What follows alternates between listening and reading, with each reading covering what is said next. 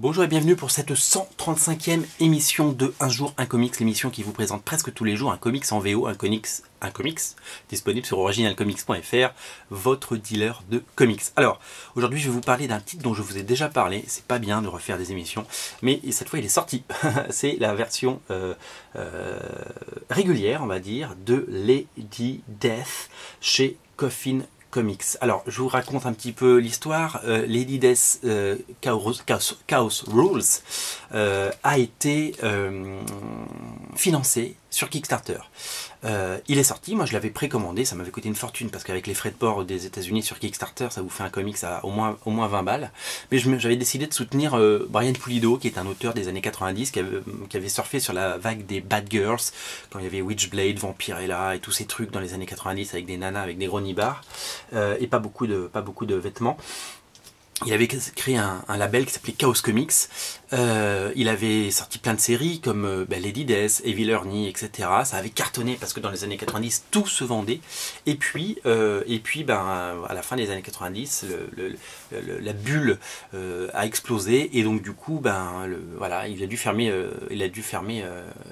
tirer le rideau. Voilà, tout simplement. Il a certainement passé une très longue période de traversée du désert suite à ça. Et puis au début des années 2000, il a passé sous licence son comics. Et c'est le Avatar Press qui a édité Lady Death pendant assez longtemps, qui a fait de la merde, on peut le dire. Hein. C'était assez merdique. Tout ce qu'ils ont fait, c'était assez putassier, assez grossier.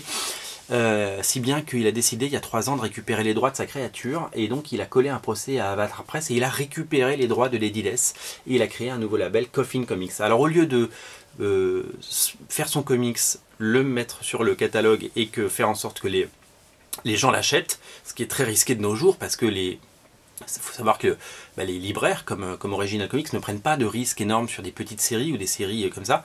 Il a décidé de le kickstarter. Donc il l'a mis sur Kickstarter, la première série, celle-là, la Chaos Rules, et il a récolté 80 000 $, un truc comme ça, ou 70 000 $, un truc de malade pour fabriquer un comics. Il faut pas autant d'argent pour fabriquer un comics. Il faut de l'argent, c'est sûr, mais pas autant.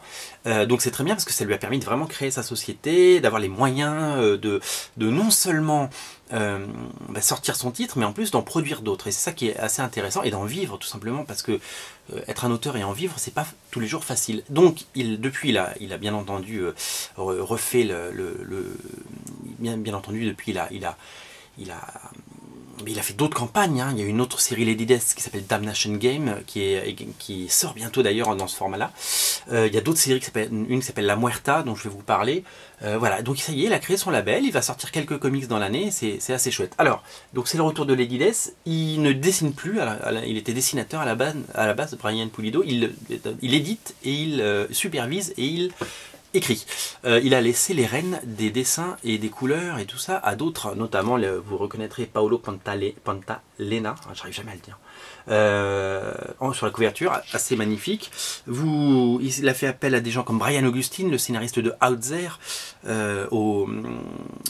pour l'aider. Les dessins sont signés d'Iraj Verma, et les couleurs sont signées Sabine Rich.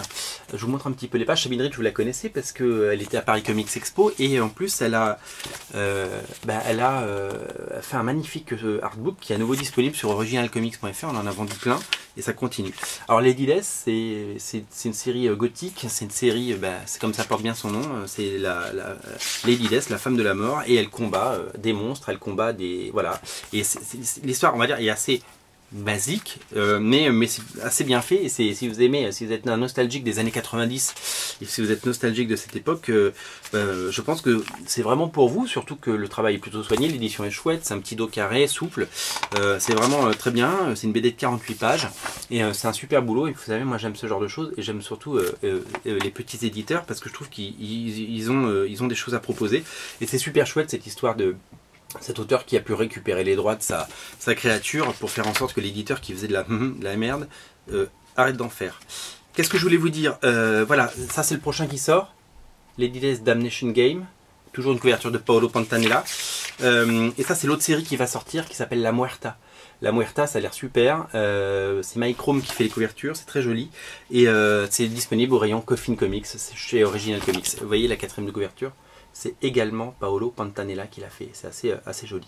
Voilà, Lady Death, c'est à soutenir, moi on en a pris quelques-uns, on a 2 couvertures, il y a aussi une couverture de J. Scott Campbell qui est disponible, c'est à découvrir et à soutenir si vous aimez ce genre de petits plaisirs. Il y a également un artbook qui est disponible dans la même catégorie. Donc voilà, donc je vous invite vraiment à découvrir Lady Death Chaos Rule, le renouveau de Brian Pulido, bravo à lui, il en est à sa 4e, là il y a une campagne sur le 2e titre de La Muerta en ce moment, qui cartonne aussi, il en est à 30 000 $, un truc comme ça, donc voilà, c'est génial parce que ça cartonne pour lui, il sort 3 ou 4 titres par an, et il a raison de le faire, et soutenez-le, et puis voilà, et puis nous on a réussi à les avoir, et ça ne coûte pas les prix délirants avec le port de Kickstarter, parce que c'est nous qui les faisons venir via le catalogue normal, comme les titres Marvel, DC, etc. Voilà, à très bientôt, c'était la 135e, salut.